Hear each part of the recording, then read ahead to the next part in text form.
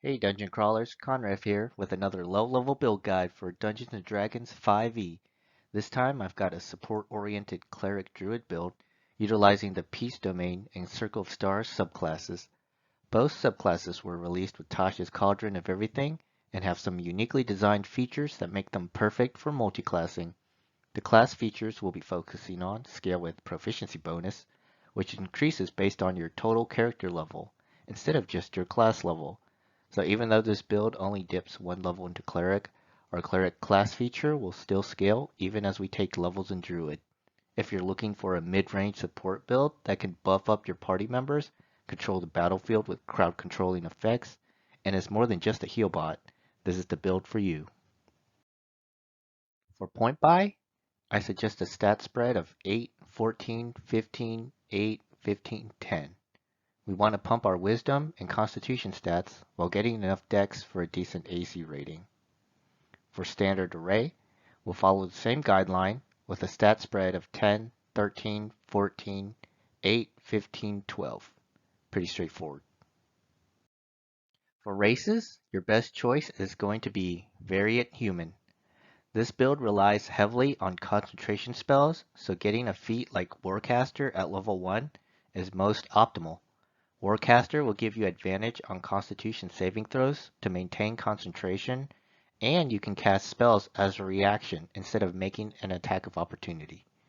You could also use the custom lineage race, if your DM allows it, to access a feat at level 1. My next choice would be one of the newest races released by Wizards of the Coast, the Fairy. Their stat bonus of +2 Wisdom and +1 Constitution are perfect for this build. Fairy Magic gives you the Druidcraft cantrip and Fairy Fire and Enlarge Reduce at level 3 and 5 respectively. You can only cast one or the other every long rest, but once you reach the prerequisite level, you don't need to prepare these spells and can cast them using your spell slots.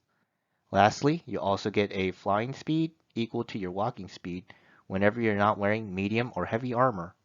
The lack of AC can be quite rough, but access to flight can more than make up the difference if utilized properly. Conversely, if you do want to play more defensively, I would suggest rolling as a Warforged or a Hill Dwarf. Both are very similar mechanically, especially since you can get the same stat bonuses from each race. But the Warforged has a naturally higher AC, while the Hill Dwarf has higher max HP. Essentially two sides of the same coin. Moving on to the build itself, you'll start with one level of Cleric with the Peace Domain, then take 4 levels of Druid with the Circle of Stars. At level 1, you'll always have access to the spells Heroism and Sanctuary as part of your Peace Domain spells. You can pick a skill proficiency between Insight, Performance, or Persuasion, Insight or Persuasion being the most useful, and most importantly, Emboldening Bond. This allows you to choose a number of willing creatures within 30 feet of you, including yourself, equal to your proficiency bonus. For 10 minutes, while any of these creatures are within 30 feet of another, they can add a d4 to an attack roll, ability check, or saving throw once per turn. You can use this feature a number of times equal to your proficiency bonus every long rest. I like to think of these features as an enhanced bless. Not only can you use it concurrently with Bless because it doesn't require concentration, but the D4 can also be used with ability checks, which Bless can't. Just at level 1, with Emboldening Bond and Bless, you could potentially give 2 party members +8s to their rolls every round. At level 2, you'll multiclass into Druid, and at level 3, select the Circle of Stars subclass. This is where you'll get access to Wild Shape. Combat-wise, there really isn't anything you'll want to shapeshift into due to the CR limitations, but this feature is very useful for infiltration or escape purposes. You'll also get a star map giving you access to the guidance cantrip. Guiding Bolt will always be considered as prepared, and you'll get free casts of Guiding Bolt equal to your proficiency bonus every long rest. At this level, that's 2 free casts and potentially 2 sources of advantage for your party. Finally, as a bonus action, you can expend a Wild Shape charge to access your Starry form. This lasts for 10 minutes and has 3 separate forms: Archer, Chalice, and Dragon. Archer is your offensive form. As a bonus action, you can make a ranged spell attack targeting a creature within 60 feet of you.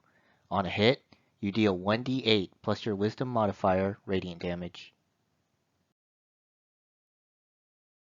Chalice is your healing form. Whenever you cast a spell that restores HP, you or another creature within 30 feet can regain HP equal to 1d8 plus your wisdom modifier. Dragon is your defensive form. Intelligence or wisdom checks or constitution saving throws to maintain concentration of a 9 or lower on a d20 are treated as a 10. Use this form when you think your AC won't be sufficient and you'll be getting hit a lot, or just when you don't want to risk losing concentration. These 3 levels are the foundation of the build, but we'll take 2 more levels in Druid for access to second level spells and an ability score increase or feat. If you started Variant Human or Custom Lineage, I would recommend taking the Resilient Constitution feat for proficiency in Constitution saving throws, or you could take an ability score increase for Wisdom. For the other racial choices, I would take the Warcaster feat here. For cantrips, since we start level 1 as Cleric, I would take one of either Sacred Flame or Toll of the Dead. For utility, my recommendations are Light, Thaumaturgy, or Spare the Dying. For Druid cantrips, Shillelagh, Thunderclap, Thornwhip, or Produce Flame are good offensive options. And for utility, I like Druidcraft, Mold Earth, or Shape Water. For Cleric spells, you'll only have access to first level spells, but some good choices are Bless, Bane, Command, Healing Word, Guiding Bolt, Inflict Wounds, and Shield of Faith.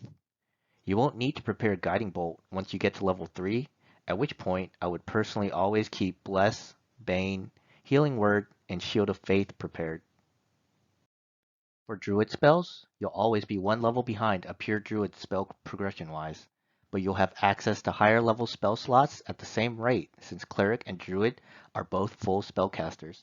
So even if you don't have second level spells yet, you can always upcast your level 1 spells to level 2.